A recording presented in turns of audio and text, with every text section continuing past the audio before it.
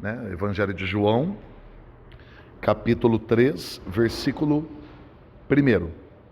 Havia entre os fariseus um homem chamado Nicodemos, um dos principais dos judeus. Ele era um líder, amém, pessoal?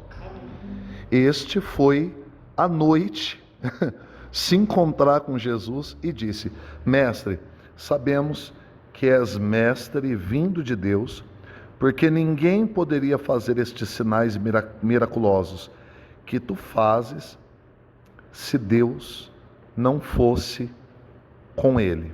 Bom, aqui a gente já vê uma coisa bem interessante. Ele vem à noite falar com Jesus, ele não vem de dia, porque toda pessoa que ela ainda está transitando na religiosidade, ela tem segredinhos, ela tem a dificuldade de ser um livro aberto, ela tem dificuldade de se expor.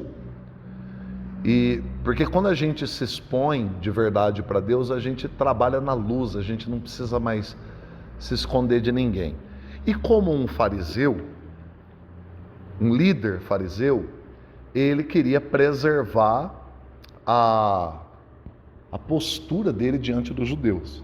Então esse Nicodemos, ele vem de noite. Por quê? Se a gente for analisar com calma, isso é, na verdade, fome de Deus, desejo de conhecer Deus de verdade, mas ao mesmo tempo um pezinho atrás com os homens. Amém? E se a gente olhar para a nossa vida com sinceridade, às vezes nós vamos encontrar isso aqui. Nós vamos encontrar áreas que nós queremos, nós sabemos que Jesus é o caminho. Nós sabemos que o que Ele tem é o melhor para nós, mas às vezes nós ainda estamos, de certa forma, andando de noite, andando no escuro. Por quê? Porque de alguma maneira ainda estamos apegados com algo desse mundo. O prestígio, o status que os homens, que as pessoas de repente podem nos dar, talvez ainda tenha algum valor para nós. E é importante o apóstolo João ter mencionado isso daqui, porque isso aqui esclarece a resposta de Jesus. Por que Jesus respondeu o que ele respondeu depois? Isso aqui deixa claro por que Jesus foi tão direto com Nicodemos. Nicodemos tinha fome de Deus, mas era um religioso extremamente pontual com regras e doutrinas da igreja. Podemos dizer que ele era um cara, como está falando aqui, que ele era um fariseu. Ele pertencia ao que os irmãos aí chamam de a porta mais estreita possível. Vocês já ouviram falar disso? A porta mais estreita, aquela igreja mais rígida, tradicional, que muitas das vezes uma pessoa, se ela entrar vestida de uma maneira um pouco natural, ela já não é bem recebida ali. Ela já é meio destratada, meio de lado, né? Às vezes, se a pessoa tiver uma tatuagem, ela tiver num ambiente desse, ela tem que esconder bem a tatuagem. Se ela, né? E Nicodemos fazia parte dessa doutrina que os irmãos chamam de doutrina severa, doutrina pesada. Eu não sei se alguém aqui já ouviu alguém falar: lá na minha igreja a doutrina é severa, lá não tem brincadeira não. Alguém já ouviu falar disso?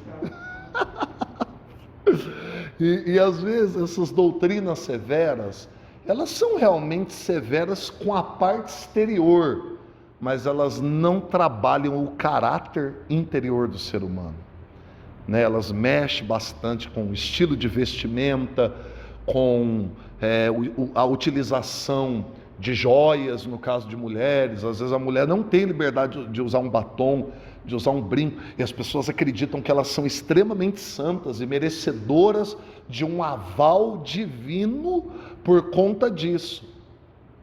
E Nicodemos fazia parte desse perfil. Nicodemos fazia parte do farisaísmo, que era a doutrina mais severa do judaísmo, era o farisaísmo. Amém? Tem 3 segmentos o judaísmo, né? dos quais os fariseus eram, digamos assim, os que se consideravam mais fiéis por causa de tantas doutrinas, de tantas coisas, de tantos rituais que eles faziam. Então esse Nicodemos vem de noite, repita comigo, de noite. Né? Afinal de contas, ele tinha muito a preservar. Amém? Se ele vem de dia, a galera ia questionar ele. E ele vem de noite ter com Jesus, e ele vem com esse papo que ninguém poderia fazer os sinais que tu fazes se Deus não fosse com ele. Então ele vem glorificando, elogiando Jesus, enaltecendo, como geralmente os fariseus faziam. Ó mestre, até quando iam pegar Jesus numa pegadinha, até quando iam lançar uma pergunta maliciosa, tentando pegar Jesus nas palavras dele, eles vinham assim, ó mestre, ó rabi, ó rabone, ó rabá, e eles vinham sempre, e Jesus sempre dizia para eles o seguinte: vocês são, João Batista era mais forte, falava raça de víboras.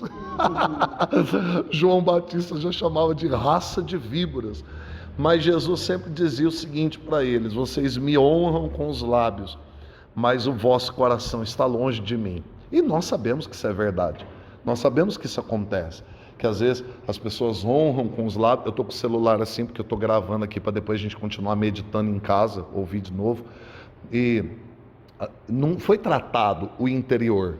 Amém? Dá para entender isso aqui? Porque Deus não quer simplesmente mexer naquilo que dá para a gente ver. Deus quer mexer na nossa estrutura mesmo. Deus quer mexer no nosso coração. Ele não quer simplesmente nos tornar frequentadores de uma religião. Ele tem um novo coração para nós, ele tem um novo caráter, uma liberdade verdadeira, onde você não se esconde mais e nem também precisa ficar mostrando nada que você faz para ninguém. Toda pessoa que ou se esconde ou precisa mostrar o que ela faz, essa pessoa não desfruta de liberdade, ela está presa, ela ainda é muito dependente dos valores da terra, porque ela não recebeu ainda a liberdade do céu. Quando você recebe a liberdade do céu, você não se perturba mais ou não procura mais glória dos homens, ou aprovação, ou fica fugindo de reprovação, porque você sabe que Deus te ama. Aleluia, amém. Diga: isso é andar com Deus, saber que o Pai me ama. Então Nicodemos fala essas palavras e Jesus responde para ele assim, versículo 3, Jesus respondeu: em verdade te digo, que quem não nascer de novo, não pode ver o reino de Deus.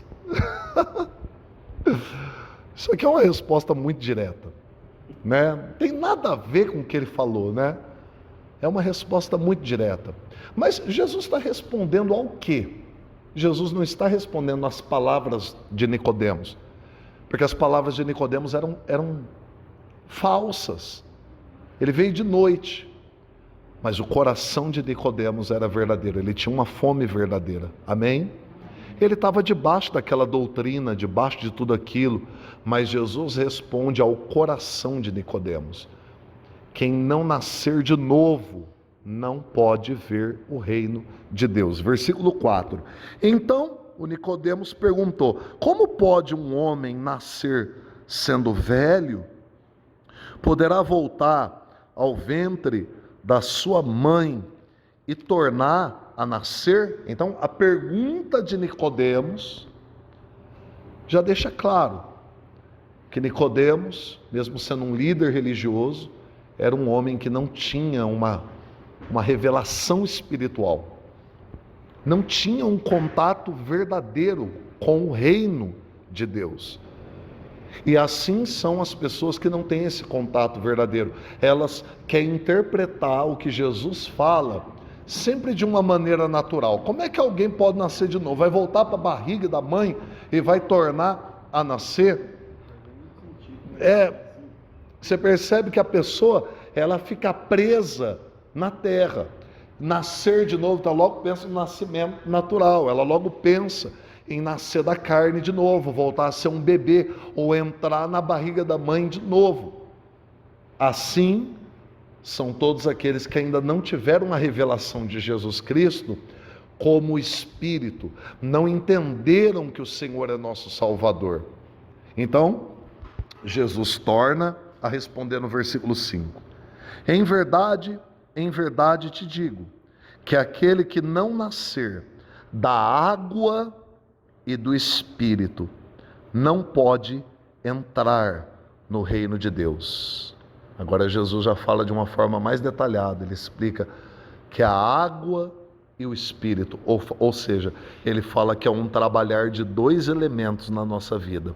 A água, que nós sabemos que é a palavra de Deus, por vários textos nós sabemos que a água é a palavra de Deus, e o Espírito, que nós sabemos que ele está falando da atuação do Espírito Santo na palavra que foi recebida na pessoa. O Espírito da verdade, o Espírito que converte, o Espírito que convence o mundo do pecado. Então Jesus fala de uma maneira mais detalhada da água e do Espírito. Versículo 6, o que é nascido da carne, falando do nascimento normal, né? O que é nascido da carne, o que é nascido normalmente, é carne. Mas o que é nascido do Espírito é o quê? É Espírito. Amém? Ou seja, uma pessoa simplesmente carnal, ela vive totalmente aprisionada na carne. Ela vive totalmente segundo as emoções, os sentidos carnais, a visão, o olfato, o paladar, tato, a audição. Ela vive pela carne, ela se guia por isso. A pessoa que é nascida do Espírito, ela já não precisa viver limitada pela carne. Ela pode perceber o Pai falando com ela. Ela vai perceber direções e coisas que vão além do que os olhos dela estão mostrando. Ela não vai viver por vista, ela vai viver por fé, porque a fé é um sentido do Espírito. O próprio Paulo chama a fé de espírito de fé. Temos, portanto, o mesmo espírito de fé. Cremos, por isso também falamos. Amém? Criei, por isso falei. Nós também cremos, por isso também falamos. Nós encontramos isso nas cartas. Então a fé não é um sentido da carne. A fé é a certeza das coisas que não se vê, só que ela se torna a prova, a comprovação daquilo que se espera. Andando em fé, uma pessoa tem sinais visíveis da fé dela. Ela pode, a princípio, estar apenas crendo, sabendo que a palavra vai se cumprir, contra todas as circunstâncias, contra todas as evidências. Porém, permanecendo nessa fé, essa fé produz sinais, resultados visíveis no mundo material, que é a prova de que aquilo que eu não estou vendo é verdadeiro, é real, é prático. Glória a Deus. Por isso, o apóstolo Judas, Judas não é o Iscariotes, é filho de Tiago, no penúltimo livro da Bíblia, ele fala assim: irmãos, olha, enquanto eu escrevia para vocês, no versículo 3, ele fala assim, eu tive no meu coração de exortar, de chamar a atenção de vocês, que vocês venham batalhar pela fé, que vocês valorizem a fé de vocês, que de uma vez por todas foi entregue aos santos. Diga, eu preciso cuidar da minha fé. Repita, eu preciso exercitar a minha fé, andando no Espírito, não na carne. Porque a carne, você vai andando na carne, você vai esfriando a fé, né? Você vai retrocedendo lentamente, às vezes até de uma maneira imperceptível. Você vai se esfriando, você vai dando muito tempo para as coisas da carne, às vezes nem coisas pecaminosas. Às vezes a pessoa pensa, o que esfria a fé é o pecado. Não é. Às vezes você não tem tempo para o Espírito, você já vai esfriando na fé.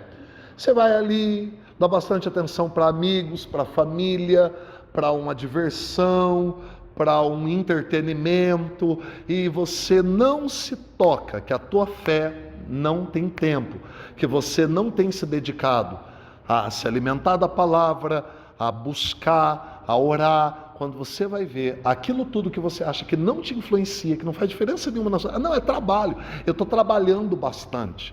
A Bíblia fala do trabalho, quando você vai ver, você está esfriando na fé. Não que não devamos trabalhar, se divertir, ter comunhão, enfim, não que isso não deva ser feito, mas a gente precisa buscar em primeiro. Tem que haver uma prioridade dentro de nós. Em primeiro o reino e a sua justiça, e as demais coisas que diz respeito a essa terra, elas vão sendo acrescentadas. Tem que haver uma primazia, tem que haver uma prioridade. Quantos entendem? Diga graças a Deus. Amém?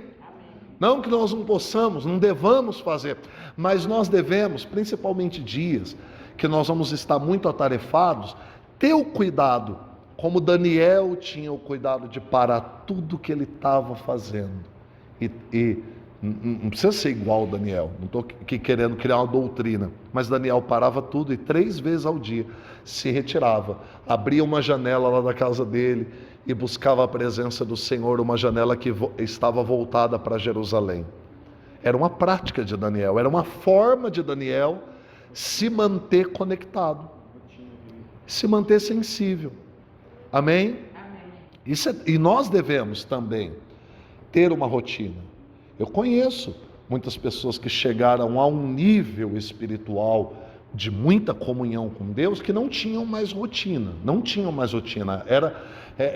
Elas não ficavam com hora marcada. Mas isso aí é para quem já está muito adiantado com Deus. No começo, nós temos que picar cartão na presença de Deus e ser disciplinados. Amém? E aí no andar com Deus, Ele mesmo vai dirigindo como é que vai ser essa nossa comunhão com Ele. Ele mesmo vai mostrando. Então, Daniel tinha isso. A Bíblia relata que muitos outros, homens e mulheres de Deus, Pedro e João, Atos 3, tinham uma rotina, perto, a hora 9, subiam a oração ao templo, quando o aleijado foi curado. Aquilo mostra uma rotina. Amém? Então vamos lá, versículo 7, não, o 6 de novo, só para a gente fechar a ideia. O que é nascido da carne mas o que é nascido do Espírito é Espírito. Não te maravilhes, Nicodemos, lembrando que ele está falando isso aqui para o Nicodemos, não fique maravilhado, não fique espantado de eu te dizer, necessário vos é nascer de novo. O vento sopra onde quer, e ouves a sua voz, mas não sabes de onde vem, nem para onde vai. Assim é todo aquele que é nascido do Espírito. Amém? Essa natureza do vento, ela é usada por Jesus aqui para explicar que é assim todo aquele que é nascido do Espírito. Ou seja, ele não fica preso a certas regras. Você pode ver que até hoje a meteorologia, com toda a tecnologia, com todos os satélites e tudo, ela não consegue determinar exatamente o caminho do vento. Existem rotas, existem detalhes, mas todas as previsões. Essas últimas semanas mesmo foi previsto várias vezes que ia estar chovendo. Não choveu. Amém? O que Jesus fala aqui pra gente? Que na verdade, nós não podemos tentar aprisionar o Espírito Santo. Por que Jesus está falando isso justamente para Nicodemos? Porque uma característica da religiosidade é tentar regrar o Espírito Santo. É tentar criar regras e normas, porque o Senhor, ele funciona dessa maneira. Não. E você vê pessoas se ensoberbecendo nisso. Elas criam uma regra: se eu for para o monte todo dia, então Deus é comigo. Aí elas ficam orgulhosas porque foi para o monte. Pronto, já está fora da direção de Deus. Se eu jejuar 2 vezes por semana, então Deus vai fazer o que eu quero. Não vai. Não vai. Porque andar com Deus é como o vento. Não é porque eu estou orando muito que Deus vai me obedecer. É porque eu estou orando muito que eu vou obedecer a Ele. É o contrário. Quem está entendendo, diga graças a Deus. Porque quem conhece o caminho do vento e quem conhece todas as coisas não sou eu. É Deus. Então aqui Jesus está falando de uma entrega. Ele está falando de uma vida onde a gente busca o Senhor, nasce de novo. Para quê? Para não fazer mais o que a gente quer. Para não fazer mais o que a gente acha. Para não fazer mais a nossa própria vontade. É muito perigoso a religião, porque a letra mata. Por que a letra mata? Porque a gente vai conhecendo a Bíblia e a gente acha que nós pode ensinar a Deus o que Ele vai fazer. A gente vai conhecendo a palavra, porque a palavra diz, então agora eu dito o que o Senhor vai fazer. E hoje nós temos um grande número de irmãos dentro do corpo de Cristo, dentro da igreja, que eles não têm mais essa atitude de depender de Deus quando vai tomar uma atitude, uma decisão. Não, eles já estão tão fartos da palavra, já estão tão confiantes em tudo que eles sabem, em tudo que eles fazem ou deixam de fazer, que é o seguinte, eles vão fazer algo e Deus tem que abençoar aquilo que eles decidiram fazer. Eles vão fazer. Não, eu recebi uma revelação, que muitas das vezes é sentimento puro, é vontade humana, é pressa, é ansiedade, é carne, mas como Deus tem que me abençoar, afinal de contas eu estou na igreja, afinal de contas eu devolvo meu dízimo, afinal de contas eu subi no monte para orar, e eu fiz um jejum, e eu obedeço a palavra. Então, como Deus tem que me abençoar, então é fácil para mim tomar qualquer decisão, eu vou fazer isso, e Deus vai botar a mão dele e vai me abençoar. E isso é muito perigoso. Isso é o que eu diria que a letra mata. Tiago capítulo 5 afirma, quando vocês forem, disserem, vamos para tal lugar, para tal cidade, e vamos negociar lá, e vamos arrebentar, vamos fazer muito dinheiro, Deus ele fala, antes vocês deveriam, antes de fazer isso, dizer o seguinte, se Deus quiser, nós vamos fazer isso. E eu não sei, os irmãos aí ouvindo esse áudio, vocês aqui, eu acho que vocês vão concordar comigo. Antigamente, se Deus quiser, era muito mais falado do que hoje. Concorda comigo? Principalmente se os mais antigos, nossos pais, avós, assim, não tinha uma conversa deles assim, que eles estavam assim, e que de repente até falavam de fazer algo, que eles não terminavam dizendo assim, se Deus quiser. E eu percebo que na igreja moderna, a gente se tornou muito independente desse se Deus quiser, né? Eu discipulo pessoas e a maior parte das pessoas eu percebo que elas vão tomando as decisões delas, elas não unem a fé assim, pastor, eu estou com vontade de fazer isso, está no meu coração, vamos orar para Deus confirmar? Não. Muita gente chega em nós só para informar. Pastor, tomei tal decisão, o senhor ora por mim? Pastor, eu fiz isso. Amém? Eu vejo pessoas sofrendo, muitas pessoas sofrendo, pessoas maravilhosas, pessoas que Deus ama. Eu me lembro de casos que a pessoa chegou em mim, pastor, eu comecei um relacionamento, o senhor ora? Não era assim que a gente devia fazer, concorda comigo? A gente deveria ter mais consideração pelo vento, porque não sabe de onde vem nem para onde vai. Assim é todo aquele que é nascido de Deus. Quantos entendem? Diga graças a Deus. Então eu vejo que a gente tem que recuperar mais isso. A gente tem que recuperar mais aquela paciência, aquela confiança no Senhor. Porque essa confiança no Senhor, às vezes ela está substituída por uma autoconfiança. E a gente fala, e a gente assina, fecha, compra, se prende com as próprias palavras.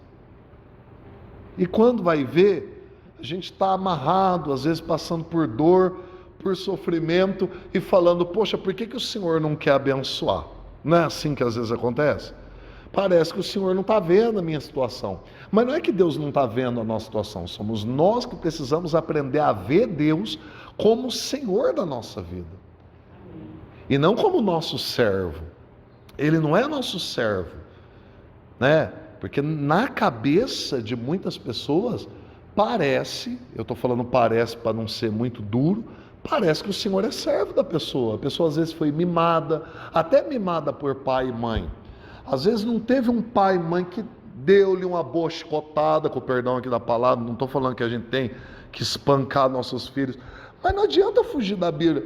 Quando você abre a Bíblia fala que o pai e a mãe que poupa o filho da vara, permite que a loucura acabe com a vida do filho e da filha. Provérbios. E nós vivemos numa geração de muita gente que manda em pai e mãe, que dá um berro assim, pai e mãe fica pianinho e obedece. E aí a gente vem para Cristo e vem com essa mente torta. E aí, quando a gente ouve o Evangelho, é aquele negócio, o universo gira em torno de mim. Eu não sei se alguém já ouviu essa frase, não sei se você já ouviu da boca de alguém, ou até alguém falar isso para você: olha, o universo não gira em torno de você, não. Eu não sei se você já ouviu isso. Porque se a gente ouve isso, é um grande sinal que a gente está andando no egoísmo. Se a gente ouve essa frase, olha, o mundo não gira em torno de você, não, é um sinal de que o estilo de vida que nós estamos vivendo é um estilo de vida totalmente egoísta, onde a gente está muito preso ao eu, como eu quero, como eu determino, e talvez trazendo isso até para a nossa fé. Quantos entendem? Diga graças a Deus. Amém? Então é interessante essa conversa de Jesus com Nicodemos, porque fala de um cara todo regrado, um religioso todo regrado, todo certinho, da religião mais severa, a porta mais estreita, né, como alguns poderiam dizer, porém não entendia nada disso. Porém era um cara vazio da revelação de Deus. A letra tinha matado, e é o Espírito que vivifica. E Jesus se dirige a esse homem com essas palavras. Não é estranho dizer que tem que nascer de novo, porque quem é nascido da carne é carne, vive tomando decisões na carne. Quem é nascido do Espírito é Espírito.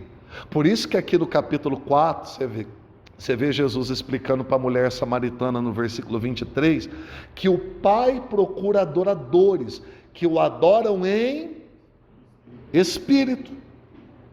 Adoradores que o adoram em espírito e em verdade, porque o Pai não recebe outro tipo de adoração. Ele só recebe o que chega a Ele em espírito. Porque tudo que a gente faz que não é em espírito, a gente faz por um propósito da terra. Tudo, até um dízimo devolvido, que não é em espírito, é feito por um propósito da terra. A pessoa está presa em coisa da terra. Estou devolvendo, mas Deus vai me abençoar. Ela é carro, é casa. Ela está presa na terra. Que nem Ananias e Safira, que venderam uma propriedade, levaram lá até Pedro e acabaram morrendo. Aquilo não era em espírito. Como muitos que sobem nos altares e porque tocam bem um instrumento, ou cantam bem, ou falam bem, acreditam que aquilo está chegando diante de Deus em espírito, e não está. Porque muitas das vezes a pessoa está ali não por um propósito apontado para o céu, mas muitas das vezes para receber reconhecimento, aplausos, consideração, destaque e muitas outras coisas que apontam para um coração egoísta, um sentimento carnal, doente, carente ainda, pessoas carentes, que precisa desses afagos e desses carinhos humanos. Quantos entendem? Diga graças a Deus.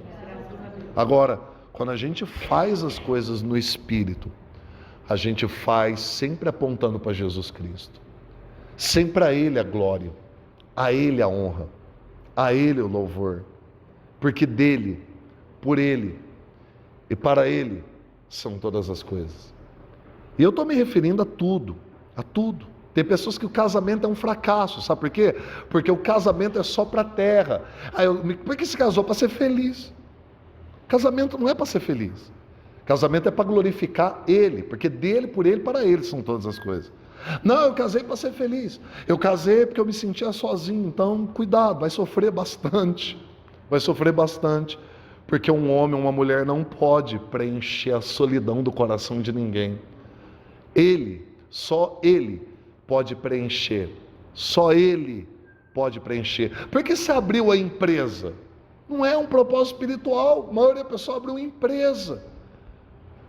Não, abrir não é para glorificar a Deus, é porque é aquela visão, eu quero ser empresário, eu quero uma curtida no Facebook, eu quero status, eu quero um carrão, sabe? Tudo apontando para a terra, tudo apontando para a terra. Aquele que é nascido da carne vive assim, é carne, mas o que é nascido do Espírito tem que entender que o nascido do Espírito é como um vento. Não sabe de onde vem nem para onde vai. Por quê? Porque tem outro que controla. Aleluia. Aleluia. Diga, ser nascido do Espírito é ser controlado pelo Espírito.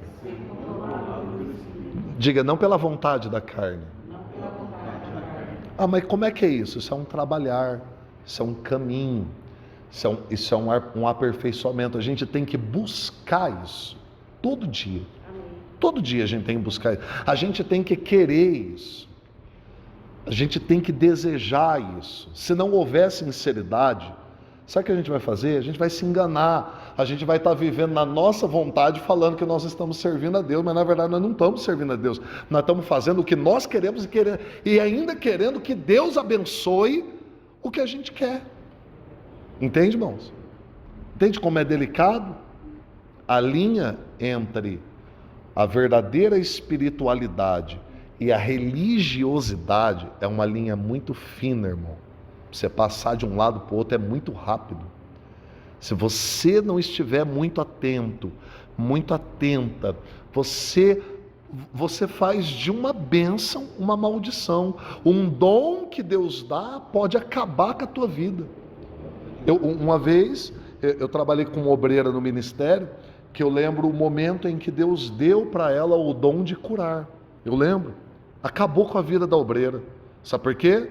Porque ela não teve um coração reto. Quando ela botou a mão e pessoas foram curadas, ela saiu pelo bairro dizendo, tá vendo, eu curo as pessoas.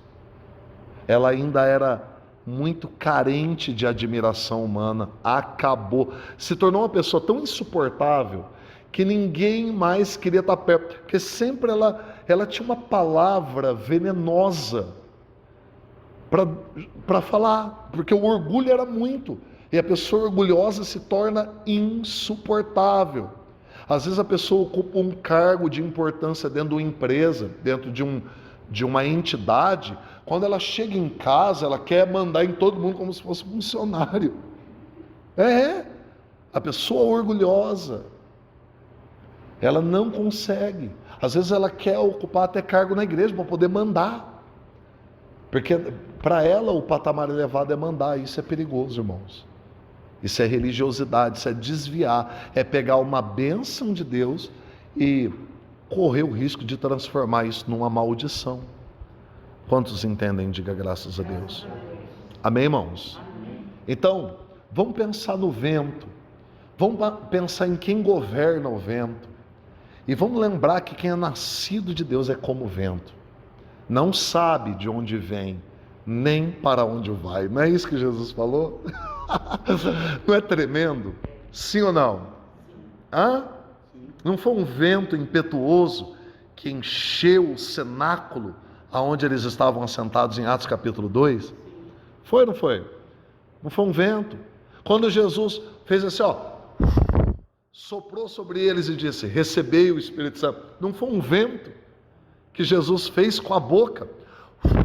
Recebei o Espírito Santo. Então vamos entender o que esse vento significa. Controle de Deus. Só para terminar, eu quero fazer uma analogia. entre isso que eu estou falando e aquilo que Ezequiel viu, que era um rio grande, e um anjo falou para ele: mede, eu não lembro quantos côvados que o anjo falou, mas dá 500 metros, mais ou menos, meio quilômetro, e entra. E Ezequiel entrou meio quilômetro para dentro do rio e a água batia no tornozelo. Alguém lembra dessa visão? Procura no livro de Ezequiel, não vou nem falar o capítulo que está. Aí o anjo falou: mede mais 500 metros e vai. E ele entrou para dentro do rio, mais 500 metros, deu no joelho. De novo, ele foi mais 500 metros, deu aqui nos lombos, cintura. De novo, aí quando ele foi mais 500 metros, não dava pé. Eram águas profundas. E aquilo tem a ver com esse vento. Enquanto dá pé, a gente se controla, a gente fica na nossa vontade. A gente tem que perder o medo de ir para águas mais profundas com Deus e deixar as correntezas dele, o vento dele, levar a gente para onde ele quer. Amém, irmãos? A gente precisa orar sobre isso, ser franco com o Senhor sobre isso, desejar isso, porque é esse controle do Espírito que vai nos levar no centro da vontade do Pai. Amém, irmãos? Aleluia! Então, essa palavra aqui, o tema dela, se a gente fosse pensar no tema dela, a gente diria que ela é a religiosidade versus a verdadeira espiritualidade. Amém? A religiosidade que sempre quer controlar, que sempre quer merecer, eu mereço, eu sou digno do que Deus está me dando, porque eu faço, eu aconteço. A religiosidade orgulhosa nas suas obras, e a verdadeira espiritualidade, que é uma entrega aonde é tudo para Ele, por Ele, para Ele, não é nada para mim, é tudo para o reino dos céus, e é isso. Amém? Deu para acompanhar?